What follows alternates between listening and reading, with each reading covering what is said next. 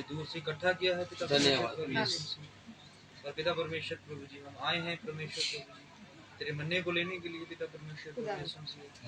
और ये मन्ना इस जमीन का नहीं है प्रभु जी, स्वर्ग से आता है पिता परमेश्वर। जो भी इसे खाता है प्रभु जी वो सब कुछ नया पा लेता है पिता परमेश्वर प्रभु। होने दे प्रभु जी आज का मन्ना तेरी ओर से हो पिता, धन्यवाद। और हमारे कानों का खतना करना प्रभु यीशु, हालेलुया। और पिता परमेश्वर हमारे दिल को नरम कर देना प्रभु जी ताकि हम तेरे इस मन्ने को ले सके प्रभु जी। और पिता परमेश्वर प्रभु यीशु हमारी जो भी कमियां कमजोरियां हैं प्रभु जी आज के मन्ने से प्रभु जी सब दूर हो जाए प्रभु जी और हम नए हो जाए पिता कृपा और दया प्रार्थना प्रभु यीशु मसीह के नाम से आमीन। Hallelujah hallelujah hallelujah hallelujah. तो प्रभु का धन्यवाद करते हैं आज के दिन के लिए। फिर से प्रभु ने हमें एक दिन नया बख्शा है।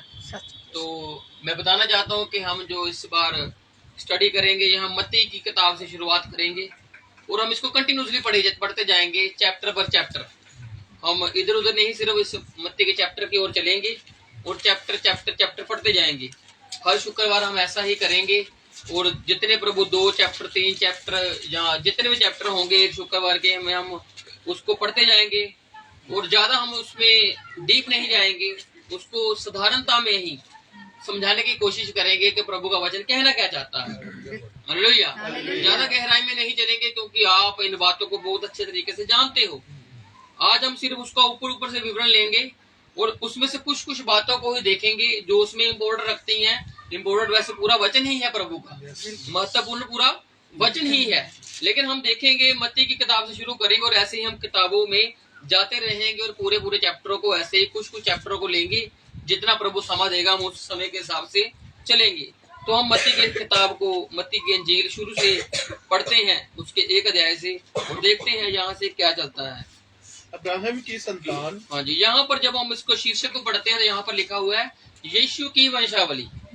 अब ये वंशावली जो आई है ये हर एक की वंशावली होती है। हम भी, हमारा पिता था, पिता के ऊपर पीछे उसका पिता था, ऐसे पीछे चलते हम जब देखते हैं तो हमारी वंशावली चलती है और हमें पता लगता है कि हम किस जात से हैं, किस धर्म से हैं। और जब हम बिल्कुल आखिर तक चलते चले जाते हैं, जब शुरुआत में पहले आदम की उत्पत्ति हुई तो हमारा पहला सबसे जो बाप है मिट्टी वाला वो आदम निकलता है और वहां तक लेकिन कोई पहुंचना नहीं चाहता है। क्यों? क्योंकि वहां पर जाकर सच मिल जाएगा और सच से लोगों को पसंद नहीं आता जल्दी सच।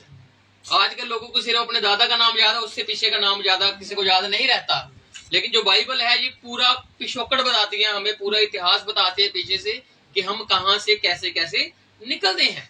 और यहाँ पर जो प्रभु यीशु मसीह का नाम आया, यीशु मसीह की वंशावली, जो यीशु मसीह है हम उसी के आधार से यहाँ पर बैठे हुए हैं, जो प्रभु यीशु मसीह है और उसकी वंशावली का जिक्र कर रहा है मत्ती। और ये जो मत्ती था ये प्रभु यीशु मसीह का चेला था, शीर्षक था। और ऐसे ही ये अंजील है, सुसमाचार है ये, और इसमें प्रभु यीशु मसीह ने जो प्रचार किया उसकी बातें लिखी हुई हैं। ऐसे आप मरकस में चलेंगे, यूहन्ना में चलेंगे, लूका में चलेंगे तो ऐसे ही लूका ने खोजबीन करके लिखा हुआ है और कुछ चेलों ने प्रभु को देखा था और उन्हीं बातों को लिखा हुआ है। लेकिन यूहन्ना आखिर में जाकर एक बात कहता है, अगर प्रभु की बातें लिखी जाती तो किताबों का अंत ही ना होता, किताबें होती। लेकिन कुछ महत्वपूर्ण घटनाएं उनके चेलों ने लिखी हैं जो दर्ज की गई हैं हमारे विश्वास को बढ़ाने के लिए। और जो पहला चैप्टर है मत्ती का, इसमें वंशावली का जिक्र आता है। और जब आप वंशावली को पढ़ते हो तो ये अब्राहम की संतान, हाँ जी, दाऊद की संतान, यीशु मसीह की वंशावली। ये सिर्फ 3 नामों पे ही इसने यीशु मसीह की वंशावली को लेकर गया। अब्राहम से शुरू किया क्योंकि अब्राहम को परमेश्वर ने कहा था कि मैं तुझे जातियों का पिता बनाऊंगा। और जब अब्राहम निकलता है, अब्राहम से आगे इसहाक निकलता है, फिर याकूब निकलता है और याकूब के 12 बेटे होते हैं और उन बेटों में से एक बेटा होता है यहूदा। वैसे तो 12 बेटे भी नाम है लेकिन उसमें से एक यहूदा होता है जिसमें से यीशु मसीह ने वादा किया था कि मैं इसमें से क्या करूंगा, उसमें से मैं राजा निकालूंगा और जो सदैव के लिए रहने वाला। इसलिए अब्राहम का नाम आया, साथ में किसका नाम आया है, दाऊद का, क्योंकि दाऊद यहूदा के वंश में से था। और आगे जाकर क्या लिखा, यीशु मसीह की वंशावली। और हम इस एक चैप्टर में से सिर्फ ये वंशावली तो है ही और ये हमें आदम तक ले जाती है, कैसे कैसे कैसे पीछे यीशु मसीह निकलता है, 14 पीढ़ियां करके जो मत्ती है वो काउंट करता है। लेकिन यहाँ पर हम सिर्फ जो वंशावली का एक चैप्टर है इसमें से जो नोट करने वाली बात है, एक तो अब्राहम की संतान, दाऊद की संतान और यीशु मसीह की वंशावली है, और साथ में इसमें 5 औरतों का जिक्र आया है। सिर्फ इसी की वंशावली में 5 औरतों का जिक्र जो मत्ती करता है। लूका इन औरतों का जिक्र नहीं करता। लूका सीधा ही आदम से ले जाता है, और उसमें औरत का नाम आपको नहीं मिलेगा, क्योंकि जो वंशावली शुरुआत होती है वो आदमियों से ही होती है। जो बच्चे को नाम मिलता है वो किससे मिलता है? आदमियों से ही मिलता है। लेकिन ये जो मत्ती है ये औरतों का नाम इसीलिए दर्ज कर रहा है, बताने के लिए कि यीशु मसीह जो है उसने उन औरतों को घराना दे दिया जो बिना घराने के थी। जैसे कि हम जानते हैं, कौन था वो आदमी, क्या था नाम उसका, जिसकी 5 बेटियां थी? सलोफाद। सलोफाद की 5 बेटियां थी, और उसका भाई नहीं था। उसके चाचे ताए थे लेकिन भाई नहीं था। उसका पिता भी मर जाता है, और वो लड़के जाती हैं किसके पास? मूसा के पास, बताने के लिए कि हमारा वंश होना चाहिए। और वो 5 औरतें जो आती हैं बताती हैं, और यहाँ पर मत्ती में 5 औरतों के नाम आते हैं। कैसा नाम आता है? पहली का आता है तमार, और ये तमार है जिससे यहूदा का वंश चलता है। उसके बाद नाम आता है रहाब, उसके बाद आता है रूत। आप बाद में इसको पढ़ सकते हो जाकर, अगर पढ़ाऊंगा तो ये पूरा चैप्टर लंबा हो जाएगा, क्योंकि इसमें सिर्फ वंशावलियों के ही नाम लिखे हुए हैं। तो एक तमार है, दूसरी रहाब है, तीसरी रूत है, और जो चौथी औरत है वो है बैतशेबा, जो कि उरिया की पत्नी थी। और जो 5वीं औरत है वो थी मरियम, जिससे प्रभु यीशु मसीह का जन्म होता है। हाँ जी, तो हम इसके 18 से पढ़ते हैं, 1 के 18 से। 1 की 17 तक वंशावली ही है, और उसमें से 5 औरतें हैं जो इम्पोर्टेंट हैं, जो जिनको ऐड किया गया है इस वंशावली में। और वो जो औरतें हैं, अगर आप उसका इतिहास देखोगे तो बहुत गहरा इतिहास है। तमार का, उसका रिश्ता आप जानते हो। रहाब का, वो भी देखा हुआ है। रूत, मैं आपको इसलिए सिर्फ सिंपल बता रहा हूँ कि आप इसकी हिस्ट्री को जानते हो, आप इसकी स्टोरी को जानते हो। और अगर एक एक औरत के नाम पर ही वचन देना हो तो इसी में ही घंटे घंटे निकल जाएंगे। तो इसलिए हम मत्ती के चैप्टर में ही रहेंगे और इसी को ही आगे बढ़ाएंगे। जितने प्रभु चैप्टर जो चाहता है हम इतने बढ़ाते जाएंगे। 1 के 18 से पढ़ते हैं। यीशु का जन्म। यीशु मसीह का जन्म इस प्रकार से हुआ, हाँ जी, कि जब उसकी माता मरियम की मंगनी यूसुफ ये के साथ 5वीं औरत है जो आखिरी में आती है, मरियम। इसकी मंगनी कैसे हुई, इसके माता पिता ने कराई, ये कैसे हुई, ये सवालिया मतलब वो है, सस्पेंस है वो। क्यों? क्योंकि इसमें जिक्र नहीं है, सीधा ही आता है कि यूसुफ की मंगनी हुई थी मरियम के साथ, और मरियम के बाद फरिश्ता आता है जो उसे कहता है कि तेरे गर्भ में बच्चा होगा जो पवित्र आत्मा से परिपूर्ण होगा। और जहाँ पर यीशु मसीह के जन्म की प्रतिज्ञा की जा रही है मरियम के साथ, हाँ जी, तो उनके इकट्ठा होने से पहले ही अभी मंगनी हुई थी और वो इकट्ठा नहीं हुए थे। हाँ जी, वह पवित्र आत्मा की ओर से गर्भवती पाई गई। वो पाई गर्भवती पाई। कौन? मरियम। और मरियम क्यों है? क्योंकि जो 4 औरतें हैं हम जानते हैं उनका कैरेक्टर कैसा था, लेकिन प्रभु ने उनको अपनी वंशावली में जोड़ लिया। अब मरियम को प्रभु ने जोड़ा है तो इसके पीछे कोई कारण है। इतनी औरतें थी वहां पर कवारी जो रखते थे, लेकिन मरियम ही क्यों? क्योंकि मरियम में परमेश्वर ने कुछ क्वालिटी देखी जिसको लोग नकारते थे, लेकिन प्रभु ने उसको चुना और अपनी वंशावली में ले आया। क्योंकि उसको कोई वंशावली नहीं होगी, जिसकी वजह से प्रभु ने उसको एक वंश देने का निर्णय किया और उसको अपनी वंशावली में शामिल कर लिया, उसको इज्जत दिलाई। जिस इज्जत की कमी थी मरियम के लिए, प्रभु ने उसको इज्जत दिलाई। क्योंकि तमार को भी इज्जत नहीं मिल रही थी, रूत को, रहाब को, और कौन थी एक और? बैतशेबा, है ना? वो कैसे उसको प्रभु ने इज्जत दिलाई उन सभी को, वैसे ही मरियम को भी इज्जत प्रभु ने दिलाई। जबकि जब ये गर्भवती पाएगी तो इसकी इज्जत और कम हो जाती है। गर्भवती होने के बाद इसकी इज्जत गिर जाती है। क्यों? क्योंकि कुंवारी औरत गर्भवती, ये लोगों को हजम नहीं, उस वक्त के और आज के भी।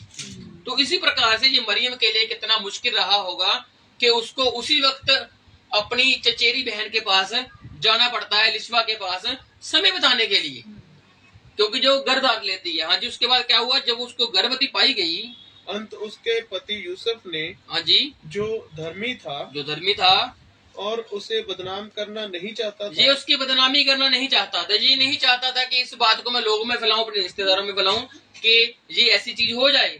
लेकिन मरियम के पास फरिश्ता आया था कि तू गर्भवती होगी और तेरी पेट से क्या होगा? एक उद्धारकर्ता जन्म लेगा। और ये मरियम ने ग्रहण किया और उसके पेट में गर्भवती हो गई वो। लेकिन जब ये बात यूसुफ को पता लगी, जो उसका मंगेतर था, उसने उसको उछालना नहीं चाहा, बल्कि उसको रखना चाहा कि आगे बात ना बढ़े। तो उसने क्या किया, उसे चुपके से त्याग देने का विचार किया। उसने विचार कर लिया अपने दिल में कि मैं इसकी बदनामी नहीं करूंगा, क्योंकि ये अच्छी औरत है। उसको उसके रिश्ते की वजह से, कैरेक्टर की वजह से, क्योंकि जितने दिन वो उसके साथ रही थी, रिलेशन में जब बात में रही थी, उसमें उसको पता लगा कि ये अच्छी है, इसका चरित्र अच्छा है। लोग चाहे इसको बुरा बोलते हैं, लेकिन ये है दिल की अच्छी, बोलने में अच्छी है, देखने में अच्छी है, मगर कुल मिला के ये अच्छी औरत है और मैं इसकी बदनामी नहीं करना चाहता, मैं चुपचाप करके इसको छोड़ दूंगा। हाँ जी। जब वह इन बातों के सोच ही रहा था, अभी वो सोच में ही था, तो प्रभु का स्वर्गदूत हाँ जी, उसे स्वप्न में दिखाई देकर कहने लगा। प्रभु का स्वर्गदूत, वही स्वर्गदूत जो मरियम के पास गया था, अब वो यूसुफ के पास आ गया उसको कुछ बताने के लिए। हे यूसुफ, दाऊद की संतान, क्योंकि ये दाऊद के वंश से आ रहा है, इसलिए इसको दाऊद की संतान कहा जा रहा है। अब्राहम की संतान, दाऊद की संतान, प्रभु यीशु मसीह की वंशावली। अब उसका पिता कौन है? यूसुफ, जो कि बायोलॉजिकल नहीं है, जो कि मिलने से नहीं बना, लेकिन दुनियावी रीति से देखा जाए तो उसका पिता है, क्योंकि जो मरियम है उसकी पत्नी हो जाएगी आगे जाकर। लेकिन उससे पहले क्या हुआ, उसको क्या कहा? दाऊद की संतान, तू अपनी पत्नी मरियम को, हाँ जी, अपने यहाँ ले आने से मत डर। तू मत डर, वो अकेली है, अभी उसको सहारे की जरूरत है, अभी तो उसको छोड़ने की बात कर रहा है।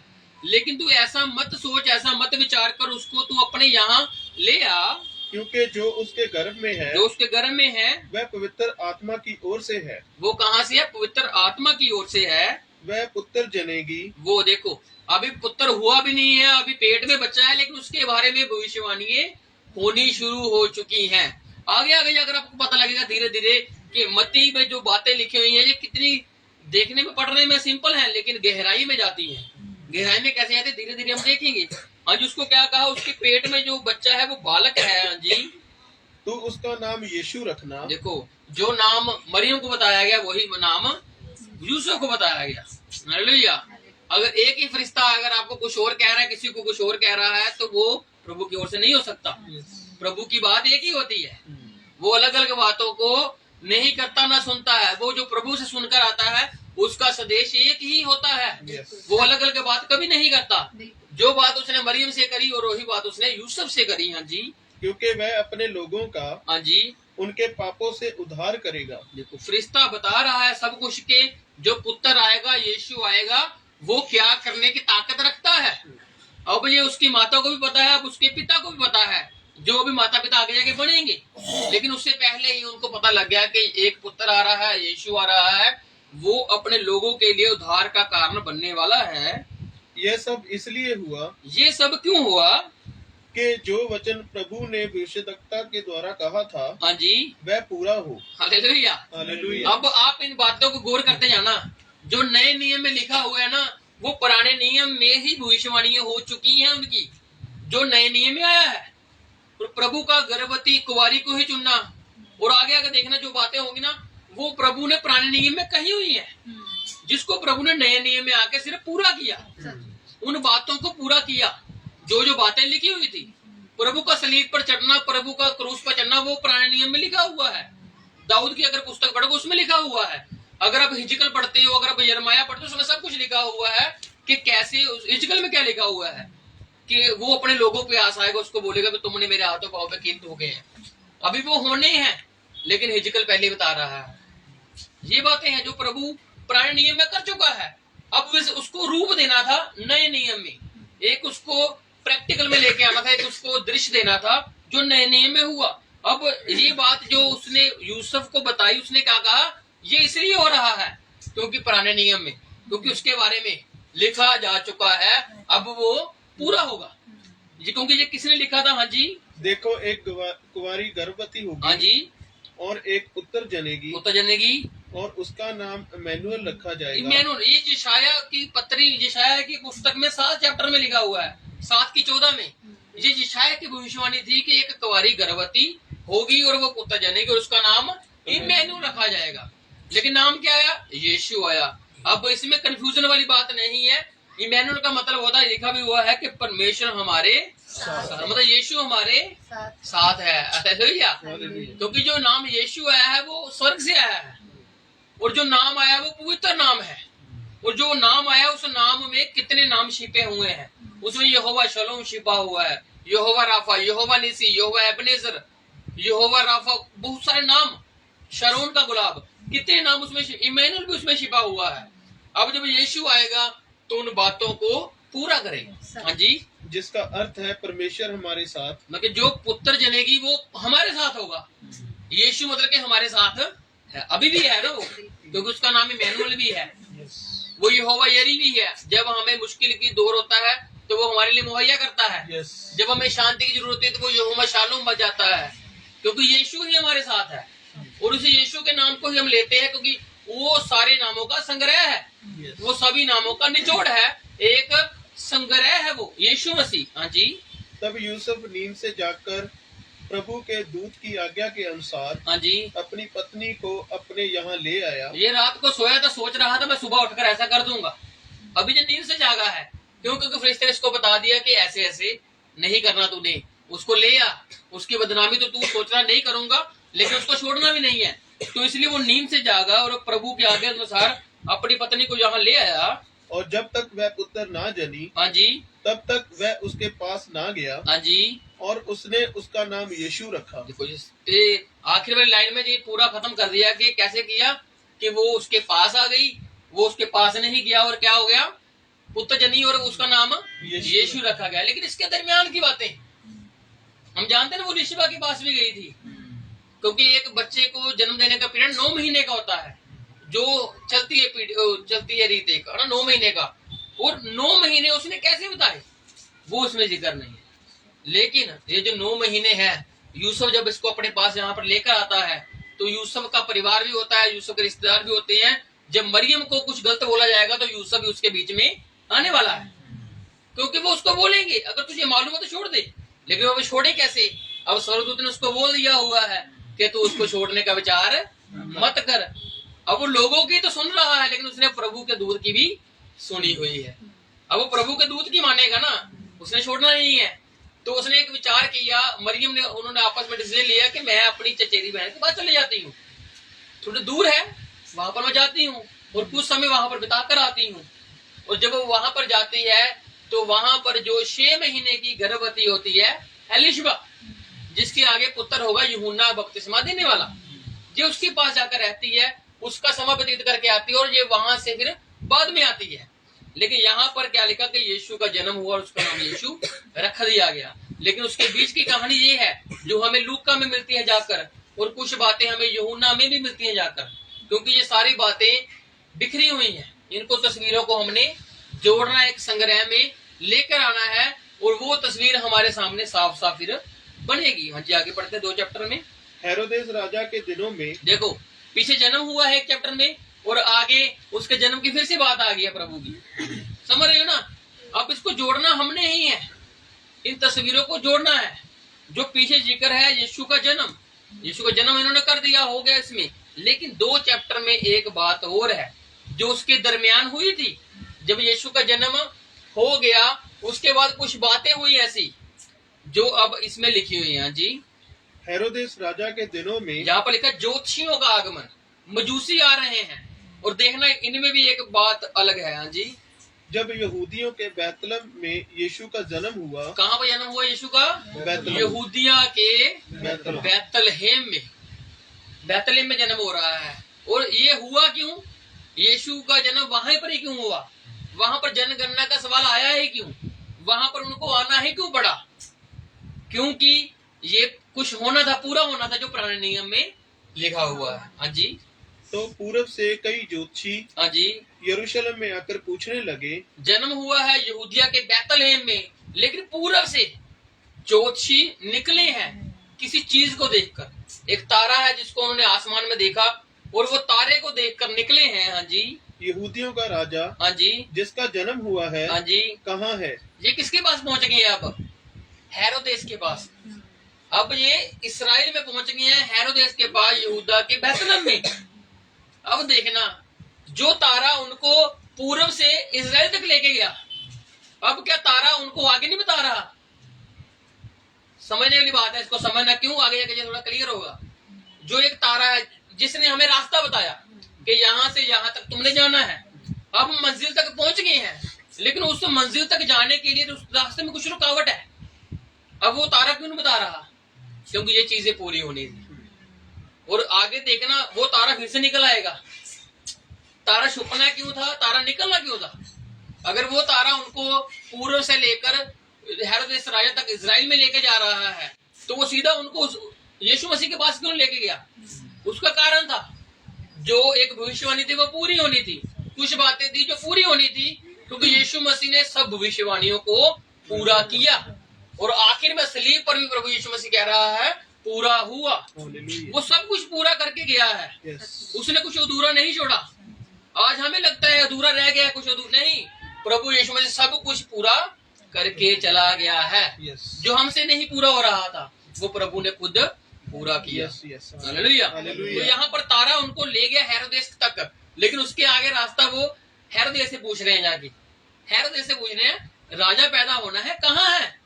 राजा के पास खड़े हैं, राजा के बारे में पूछ रहे हैं। हाँ जी, क्योंकि हमने पूरब में उसका तारा देखा है। तारा पूरब में देखा था। पूरब में देखते देखते देखते हम इजराइल में आ गए, लेकिन अब तारा दिखना बंद हो गया। क्यों? क्योंकि बात कोई अधूरी है जो प्रभु पूरी करेगा, और तारा फिर से निकलेगा जो इनको मंजिल तक फिर से लेकर जाएगा। हाँ जी, और उसको प्रणाम करने आए हैं। उसको हम क्या करने आए हैं? एक देखने आए हैं, प्रणाम सजदा करने आए हैं उसे, क्योंकि वो कोई अद्भुत तारा है। ज्योतिषियों के लिए अगर कुछ अलग बात निकलती है तो वो उनको बहुत प्रिय जानते हैं, जो तारों का ज्ञान ज्यादा रखते हैं। आजकल की तरह नहीं, जो पुराने ज्योतिषी थे उनको मालूम था अच्छे तरीके से। आजकल तो धंधा बन चुका है, आजकल तो इसका काम का पैसे का लेन देन हो चुका है, लेकिन उस वक्त ये ज्योतिषी लोगों से लेते नहीं थे, बल्कि यहाँ पर कुछ देने आए हैं। किसको? उस तारे को जिसने देखा, और वो तारा उनको जहाँ पर लेकर गया, और उन्होंने कुछ पढ़ा हुआ था कि हमने इसके लिए क्या क्या करना है, और उपहार लेकर गए हैं वहां पर जहाँ पर यीशु का जन्म हुआ है। और देखना जन्म कहाँ पर हुआ है, देखना उपहार क्या है।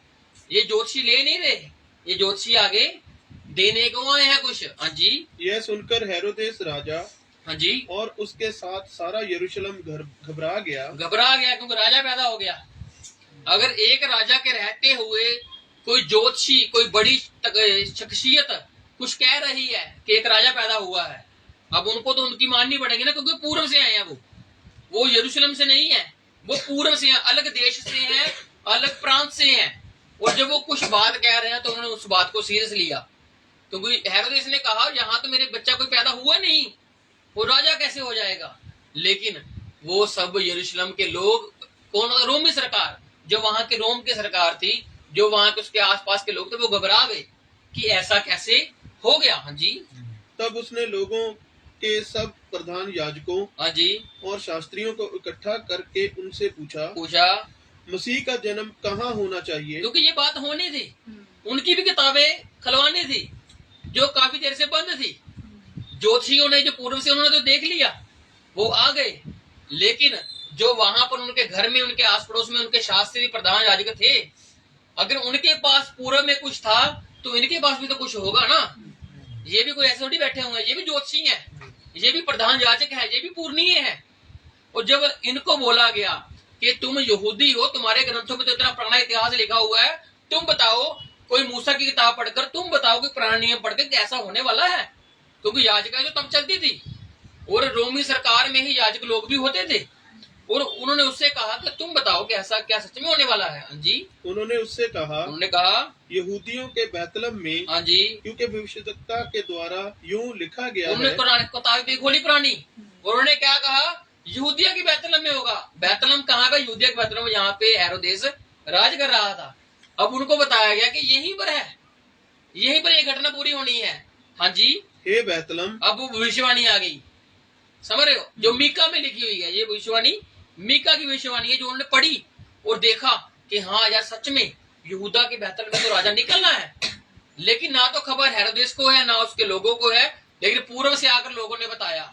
और जब पता लगा, क्योंकि ये बात पूरी होनी थी, अगर ज्योतिषी हेरोदेस के पास ना आते तो उन्होंने ये भविष्यवाणी खोलनी नहीं थी, तो उन्होंने पढ़नी भी नहीं थी, और उनको मालूम ही नहीं लगना था और जो आगे की घटना और होगी तो ये भी नहीं होनी थी, बच्चों का मरना ये नहीं होना था। क्यों? क्योंकि मजूसी सीधा जाते, प्रणाम करके वापस लौट जाते, लेकिन इनका बीच में स्टॉप होना, रुकना किसी कारण की ओर संदेश था। क्यों? क्योंकि तारा रुक गया, अब तारा नहीं दिख रहा, अब उनको किसी की मदद लेनी पड़ रही है पूछने के लिए, लेकिन जब यहाँ से निकलेंगे तारा फिर से आ जाएगा। हाँ जी। हे बैतलम, ये बैतलम, तू जो यहूदा के प्रदेश में है, ये एक भविष्यवाणी है जो मीका के द्वारा लिखी गई है। अब वो भविष्यवाणी पढ़ के हेरोदेस को बता रहे हैं, तू किसी भी रीति से हाँ जी, यहूदा के अधिकारियों में सबसे छोटा नहीं, तू छोटा नहीं है, तेरे में से एक अधिपति निकलने वाला है। लोग तुझको तुच्छ जानते हैं, लोग तुझको कुछ समझते नहीं है, लोग तेरे से व्यापार नहीं करते, लोग तेरे में कितनी कमी निकालते हैं। यहूदा का जो प्रदेश है बैतलहम, अब तेरे में से ही एक अधिपति निकलेगा। हाँ जी, क्योंकि तुझ में से एक अधिपति निकलेगा, हाँ जी, जो मेरी प्रजा इजराइल की रखवाली करेगा। जो मेरी प्रजा इजराइल की रखवाली कौन करेगा? जो उसमें से निकलेगा। कौन निकलेगा? ऐसे तो बथेरे लोग निकले, बहुत सारे लोग यहूदा के बैतलहम से निकल रहे हैं, लेकिन जब ये योद्धा गए हैं वहां पर, तब कोई निकल रहा है जो बड़ी चीज है, जो बड़ी शख्सियत है, जो क्या करेगा? इजराइल की रखवाली करेगा। हाँ जी। तब हेरोदेस ने ज्योतिषियों को चुपके से बुलाकर उनसे पूछा। अब ये अंतजा की भविष्यवाणी सुनकर आ गया है जो उन्होंने बताई है। अब इसको मानता तो है ही ये कुछ बातें, कि अगर वो भी कह रहे हैं ये भी कह रहे हैं तो सच है। तो अब इसने चुप से उनको पूछा कि तारा ठीक किस समय दिखाई दिया था। अब इसने उनसे वेरवा लिया कि मुझे बताओ तुमको तारा कब दिखा था, कि मैं उस हिसाब से कोई कार्रवाई करूं। हाँ जी। और उसने यह कहकर उन्हें बैतलहम भेज दिया, जाओ उस बालक के विषय में ठीक मालूम करो। अब तुमने जाकर पता करना है और मुझे वापस बताना है आके, कि मैं जाऊं और उस बालक को मार कर आऊं और अपने आने वाले जो अधिपति है, जो राजा है, जो जगह की रखवाली करेगा, उसको मैं खत्म करके आऊं। ये थी हेरोदेस की सोच कि ऐसा मैं करूंगा, लेकिन प्रभु की सोच इससे अलग थी। हाँ जी। और जब वह मिल जाए तो मुझे समाचार दो। हाँ जी। ताकि मैं भी आकर उसको प्रणाम करूं। लेकिन इसने प्रणाम नहीं करना था। जब आप आगे पढ़ोगे ना, तो ये प्रणाम करने की योजना नहीं थी।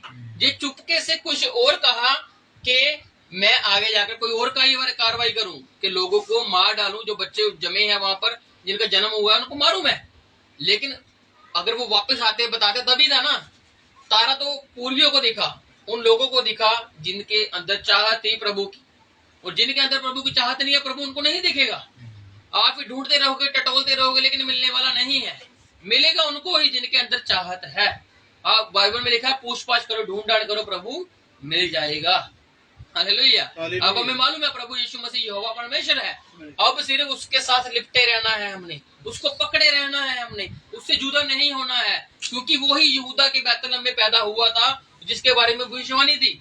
यीशु मसीह का नासरत में जाना, यीशु मसीह का मिस्र में जाना, ये सभी भविष्यवाणी थी जो पूरी होनी थी। यहाँ पर हेरोदेस के द्वारा बच्चों को मरवाना, ये भविष्यवाणी थी जो पूरी होनी थी। और यहाँ पर ज्योतिषियों का रुकना, ये भविष्यवाणी थी जो प्रभु ने पूरी करवानी थी। अब इसने कहा कि जाओ मुझे बता देना, मैं भी प्रणाम करूंगा। वे राजा की बात सुनकर चले गए। और जो तारा उन्होंने पूरब में देखा था वह उनके आगे आगे चला। ये पहले क्यों नहीं चला आगे? अब चला है, फिर से आगे चले। समझ इस बात को। वो रास्ता बता सकता था पहले भी, लेकिन रास्ते में स्टॉप होना, एक भविष्यवाणी को पूरा करना था, किताबों को खुलवाना था, भविष्यवाणी को सुनना था, और आगे एक कार्रवाई और होनी थी, जो उसने डिसीजन लेना था बच्चों को मरवाने का, और वो भी भविष्यवाणी थी जो पूरी होनी थी, क्योंकि प्रभु यीशु मसीह पूरा करने आया था।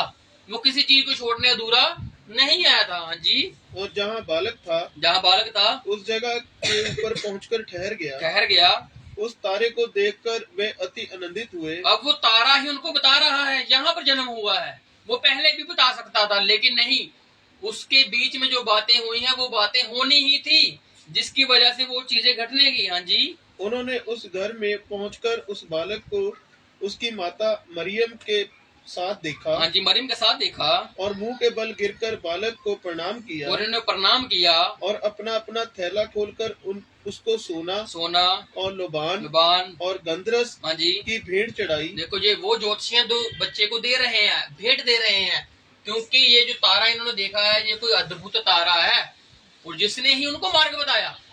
आज हमारे लिए प्रभु यीशु मसीह तारा है, जो हमें मार्ग बताता है कि तुमने चलना कैसे है। और वो यूहन्ना में कहता है कि सत्य, मार्ग और जीवन मैं हूँ। वो अपने आप को रिप्रेजेंट करता है कि मैं हूँ सत्य, मैं हूँ मार्ग, मैं हूँ जीवन, मेरे पीछे चलोगे तो तुम अनंत जीवन के वारिस हो। तो आज हमें उस तारे के पीछे चलना है। वो तारा कई जगह पर रुक सकता है, हमें हमसे कुछ करवाने के लिए, हमारी जिंदगी को बदलने के लिए। तो इसका मतलब ये नहीं कि वो तारा हमें छोड़ गया, वो तारा फिर से निकलेगा, वो हमारे आगे आगे चलेगा, क्योंकि उसने कहा है मैं तुम्हें कभी छोड़ूंगा नहीं, मैं तुम्हें कभी त्यागूंगा नहीं। हालेलुया। ये ज्योतिषी को नहीं त्यागा उसने। बेशक कुछ समय के लिए वो लोभ हो गया, रुक गया। ज्योतिषियों ने सोचा कि कोई बात नहीं, हम लोगों से पूछ लेते हैं, यहाँ पर तो रुका ही है इजराइल में, लेकिन अब हम राजा से पूछेंगे, राजा हमें बताएगा। लेकिन राजा के मन में कुछ और था, लेकिन वो तारा फिर से निकला और उनको सही मंजिल तक लेकर गया। हाँ जी। तब सपन में यह चेतावनी पाकर, हाँ जी, कि हेरोदेस के पास फिर न जाना। फिर इनको स्वर्गदूत नहीं बताया कि वापस अब राजा के पास मत जाना। वे दूसरे मार्ग से अपने देश को चले गए। वो वापस पूर्व की ओर गए हैं, लेकिन अब वो उस मार्ग से नहीं गए, अब वो दूसरे मार्ग को उन्होंने ले लिया है। हाँ जी। उनके चले जाने के बाद प्रभु के एक दूत ने स्वप्न में यूसुफ को दिखाई देकर कहा, अब ये है मिस्र देश को जाना। क्यों? क्योंकि हेरोदेस के पास खबर पहुंच चुकी है। अब उसने एक एक्शन लेना है बच्चों को मरवाने का, क्योंकि ज्योतिषी अब उसके पास नहीं गए हैं। अब कुछ समय बीत चुका है और उस समय के बाद उसको पता लगा कि जो ज्योतिषी मेरे पास आए थे वो वापस नहीं आए, वो मुझे धोखा देकर कहीं और ही निकल गए हैं। हाँ जी। उठ उस बालक को, हाँ जी, और उसकी माता को लेकर मिस्र देश को भाग जा। क्या कहा उसको? मिस्र देश में अब चला जा। हाँ जी। और जब तक मैं तुझसे ना कहूँ, जब तक मैं तुझसे ना कहूँ तब तक वही रहना। अब वो स्वर्गदूत उससे कह रहा है, जिसने मरियम को दर्शन दिया, जिसने यूसुफ को दर्शन दिया, जिसने मजूसियों को दर्शन दिया। अब वो स्वर्गदूत फिर से यूसुफ के पास आया, उसको कहा है बालक को ले, माता को ले और निकल जा मिस्र की ओर। जब तक मैं ना तुझसे कहूँ तब तक तुम वापस मत आना, क्योंकि हेरोदेस इस बालक को ढूंढने पर है। क्योंकि हेरोदेस ढूंढ रहा है इस राजा को, इस लड़के को, इस बच्चे को वो ढूंढ रहा है। किसके लिए? मरवाने के लिए। हाँ जी, कि उसे मरवा डाले। उसे मरवा डाले। तब वह रात ही को उठकर बालक, हाँ जी, और उसकी माता को लेकर, हाँ जी, मिस्र को चल दिया। वो एकदम से ही निकल पड़ा, क्योंकि स्वर्गदूत ने उससे कहा। और हेरोदेस के मरने तक वही रहा। अब हेरोदेस के मरने तक वहाँ पर रह रहा है, लेकिन हेरोदेस ने जो कार्रवाई की वो आगे लिखी हुई है। हाँ जी। इसलिए कि वह वचन जो प्रभु ने भविष्यद्वक्ता के द्वारा कहा था पूरा हो। मैंने अपने पुत्र को मिस्र से बुलाया। मैंने अपने पुत्र को मिस्र से बुलाया है। अब मिस्र से बुलाना है तो पहले मिस्र में जाना पड़ेगा। ऐसे कैसे मिस्र से बालक आ जाएगा? समझ रहे हो? अगर हमें किसी चीज से वापिस आना है तो पहले हमको वहां पर जाना पड़ेगा। अब यीशु मसीह को मिस्र में जाना होगा, तभी होशे की भविष्यवाणी जो लिखी हुई है कि मैंने अपने पुत्र को मिस्र से बुलाया है, वो पूरी होगी। इसलिए जो जो बातें नए नियम में लिखी हैं वो पुराने नियम का ही परछावा है, उसकी भविष्यवाणी है जो प्रभु ने पूरी की है। अब मिस्र से बुलाने का ये एक भविष्यवाणी थी कि मैंने अपने पुत्र को मिस्र से बुलाया है। स्वर्गदूत ने बुलाया ना कि आओ वापिस जा। अब हेरोदेस मर गया है जो इसकी जान का प्यासा था, अब तो वापिस चला जा। अब फिर वापिस आते हैं क्योंकि ये भविष्यवाणी पूरी होनी थी। हाँ जी। जब हेरोदेस ने यह देखा, अब देखो हेरोदेस आ गया आगे। हाँ जी।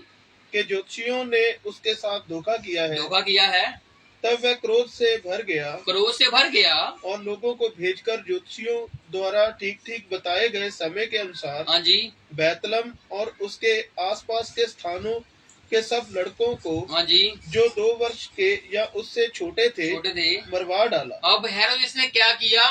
बच्चों को मरवा दिया। किससे? कितनी उम्र के? 2 साल या उससे छोटी उम्र के बच्चों को। क्यों? क्योंकि वो तारे को 2 साल हो गए थे उनको दिखे हुए। अब जब यीशु मसीह मिस्र में गया है तो 2 साल का होकर गया है मिस्र में। ऐसा ही है ना, क्योंकि अब 2 साल तो उनको तारा देखे हो चुके हैं। अब यही 2 साल के बीच में उसने बच्चों को मरवा देने का एक हुक्म जारी कर दिया, क्योंकि ये भविष्यवाणी है। और ये भविष्यवाणी हमें किसकी ओर लेके जा रही है? हाँ जी। तब जो वचन यिर्मयाह भविष्यद्वक्ता के द्वारा कहा गया था वह पूरा हुआ। रामा में एक करुण नाद सुनाई दिया। हाँ जी। रोना और बड़ा बिलाप।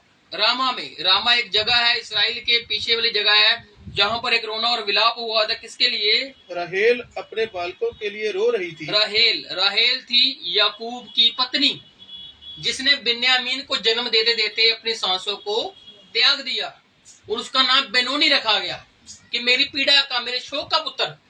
लेकिन उसके बाद उसके पिता याकूब ने उसका नाम बिन्यामीन रख दिया। और उसके बाद क्या हुआ कि राहेल अपने बालकों के लिए रो रही थी और शांत होना ना चाहती थी, क्योंकि वे अब नहीं रहे। लेकिन बालक तो जिंदा थे ना, बिन्यामीन और यूसुफ राहेल के बच्चे थे।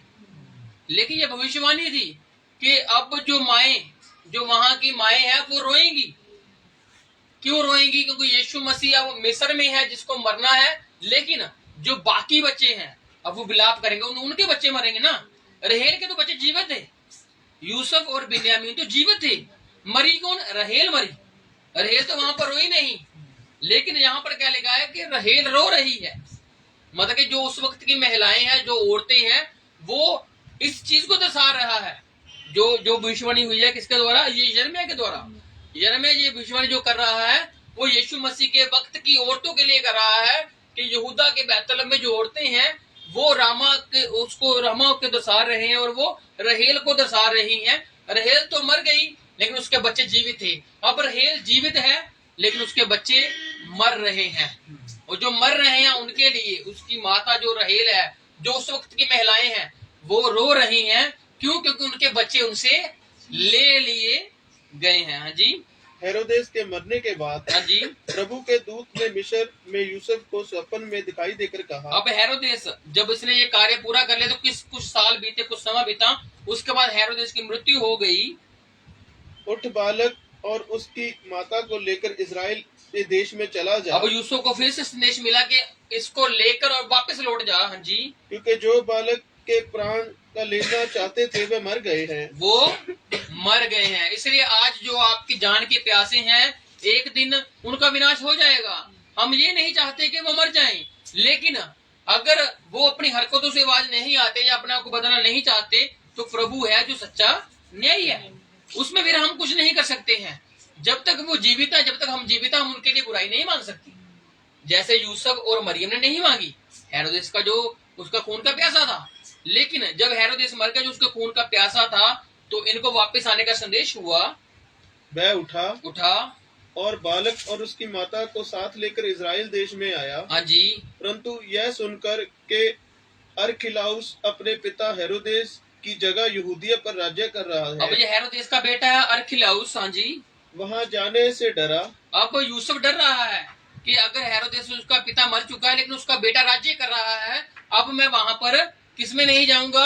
यहूदा के बैतलहम में वापस नहीं जाने वाला। हाँ जी। फिर स्वप्न में परमेश्वर से चेतावनी पाकर गलील प्रदेश में चला गया। कहाँ चला गया? अब ये गलील में।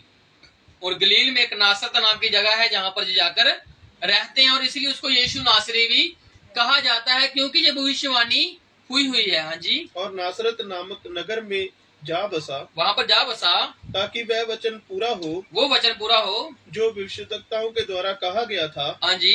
वह नासरी कहलाएगा, वो नासरी भी कहलाएगा। हालेलुया। यीशु मसीह के बारे में देखो, अभी हमने 2 चैप्टर ही पढ़े हैं, तो इसमें प्रभु के बारे में कितनी भविष्यवाणियां थी। जो ज्योतिषियों का आना, तारे का रुकना, तारे का फिर से निकलना, यीशु मसीह का मिस्र में जाना, और कैसे कैसे प्रभु ने विचित्र कामों के द्वारा बताया कि वो पुराने नियम को पूरा करने आया हुआ है। हालेलुया। आगे हम नहीं पढ़ेंगे, 3 चैप्टर को हम अगले शुक्रवार को देखेंगे कि यूहन्ना बपतिस्मा देने वाले के परिचय में बताया जाता है। और 2 चैप्टर को आज हमने देखा है कि कैसे कैसे ये मत्ती के इंजील में लिखा हुआ है, और ऐसे ही हम मत्ती की किताब को पढ़ते जाएंगे, इस सुसमाचार को पढ़ते जाएंगे, और उसमें जो बातें होंगी हम उनको सीखते जाएंगे, साधारणता पूर्वक, ज्यादा गहराई में नहीं, बल्कि साधारणता पूर्वक। जितना परमेश्वर आपको खाना देना चाहता है उतना ही खाना। हालेलुया। क्योंकि ज्यादा खाने से आदमी को पचता भी नहीं है, इसलिए हमने उतना ही खाना है जो हमें हजम हो सके। और इसलिए ये जो हम वचन पढ़ रहे हैं, चाहे साधारण ही क्यों ना हो, लेकिन इन वचनों में जीवन है। जीवन हर वचन में है प्रभु के। किसी भी किताब के किसी भी वचन को खोल लीजिए आप, इसलिए हम ये नहीं कह सकते कि ये वचन हमने सुना हुआ है, हमने पढ़ा हुआ है। नहीं, आप फिर से पढ़िए, प्रभु के इसमें जीवन भरा हुआ है, साधारणता भरी हुई है। और ये सारे वचन, सारे वाक्यात प्रभु की सेवकाई में ही जुड़ते हैं। और हमने सभी बातों को सीखना है प्रभु की। और ऐसे ही हमने इस मत्ती की किताब को, इस सुसमाचार को लेकर बढ़ना है। और प्रभु आपको आशीष दे, क्योंकि हम आशीष के लिए ही आए हैं। कोई नहीं चाहता हमें श्राप मिले, कोई नहीं चाहता हम दुखी वापस जाएं, कोई नहीं चाहता हम अशांति से वापस जाएं, क्योंकि प्रभु ही है जो सबको शांत करता है। इंसान नहीं कर सकता, लेकिन प्रभु हर एक को शांत करता है। तो इसलिए जो शांत करता है उससे शांति मांगिए, जो प्रेम करता है उससे प्रेम मांगिए, जो आनंद देता है उससे आनंद मांगिए, क्योंकि जो सब कुछ है उस प्रभु यीशु मसीह के नाम में ही है। तो उसका नाम मेनू रखा जाएगा कि परमेश्वर हमारे साथ है। हालेलुया। तो वही आंखों को बंद करते हैं, प्रभु का धन्यवाद करते हैं, उसके नाम की महिमा करते हैं, उसके नाम का धन्यवाद करते हैं। तारीफ जीसस, तारीफ Jesus, thank you Jesus, thank you Jesus, तारीफ जीसस। प्रभु यीशु मसीह तेरा धन्यवाद, धन्यवाद, धन्यवाद। तेरे बड़े नाम की महिमा करते हैं प्रभु, आज के दिन के लिए प्रभु जी। तारीफ जीसस, तारीफ जीसस, तारीफ जीसस। यहोवा मैं पुकारदा हां, मेरे वल तू छेतिया। यहोवा मैं पुकारदा हां, मेरे वल तू छेतिया। यहोवा मैं पुकारदा हां, मेरे वल तू छेतिया। यहोवा मैं पुकारदा हां, मेरे वल तू छेतिया। जदों पुकारा मैं तेनू खुदाया, जदों पुकारा मैं तेनू खुदाया। जदों पुकारा मैं तेनू खुदाया। जदों पुकारा मैं तेनू खुदाया। सुन ले मेरी गल कन ला, मेरे वल तू छेतिया। यहोवा मैं पुकारदा हां, मेरे वल तू छेतिया। मेरे वल तू छेतिया। मेरे वल तू छेतिया। धन्यवाद तेरा प्रभु। हालेलुया। हम आंखों को बंदी रखेंगे अपने, और स्वर्गीय प्रार्थना में हम भाई जगजीत के साथ जाएंगे। ऐ हमारे पिता, ए हमारे पिता, तू जो स्वर्ग में है, तू जो स्वर्ग में है, तेरा नाम पवित्र माना जाए। तेरा नाम पवित्र माना जाए। तेरा राज्य आए। तेरा राज्य आए। तेरी इच्छा जैसे स्वर्ग में पूरी होती है, तेरी इच्छा जैसे स्वर्ग में पूरी होती है, वैसे पृथ्वी पर भी हो। वैसे पृथ्वी पर भी हो। हमारे दिन भर की रोटी आज हमें दे। हमारे दिन भर की रोटी आज हमें दे। और जिस प्रकार हमने अपने अपराधियों को क्षमा किया है, जिस प्रकार हमने अपने अपराधियों को क्षमा किया है, वैसे तू भी हमारे अपराधों को क्षमा कर। वैसे तू भी हमारे अपराधों को क्षमा कर। हमें परीक्षा में ना ला, हमें परीक्षा में न ला, परंतु बुराई से बचा। परंतु बुराई से बचा। क्योंकि राज्य, पराक्रम और महिमा सदा तेरे हैं, सदा तेरे हैं। आमीन। आमीन। हम बंदी का लास्ट कलमा भाई अर्ज के साथ पढ़ते हैं। ਹੁਣ ਸਾਡੇ ਪਿਤਾ ਪਰਮੇਸ਼ਰ ਪ੍ਰਭੂ ਯਿਸੂ ਮਸੀਹ ਦਾ ਪਿਆਰ ਤੇ ਉਸ ਦੀ ਮੁਹੱਬਤ ਤੇ ਉਸ ਦਾ ਪਾਕ ਵਚਨ ਹੁਣ ਤੋਂ ਲੈ ਕੇ ਹਮੇਸ਼ਾ ਤੱਕ ਸਾਡੇ ਸਾਰਿਆਂ ਨਾਲ ਬਣਿਆ ਰਹੇ। आमीन। छोटा बंदी समय खत्म होता है।